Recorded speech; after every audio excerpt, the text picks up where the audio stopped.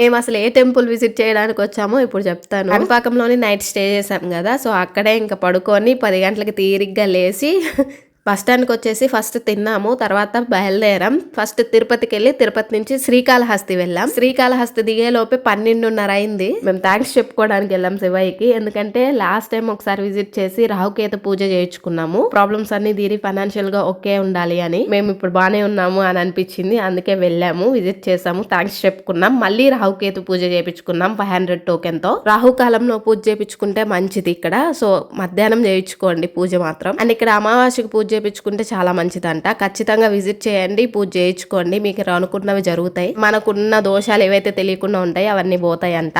Actual గా మేమిద్దరం believe చేసాం, అందుకే వెళ్ళొచ్చాము.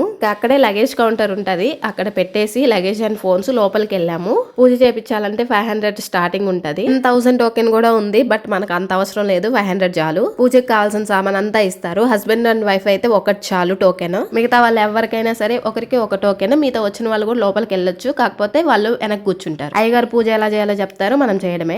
రాహుకేతు పూజ అయిపోయిన తర్వాత దర్శనానికి వెళ్తాం. వాళ్ళు ఇచ్చిన నాగపడగల్ని హుండీలో వేస్తాం, అంతటితో పూజ సమాప్తం. పూజ ఎక్కువగా అమావాస్య రోజు గానీ లేదంటే మిగతా రోజులు వెళ్తే రాహుకాలంలో చేయించుకోండి, పూజ మంచిదంట.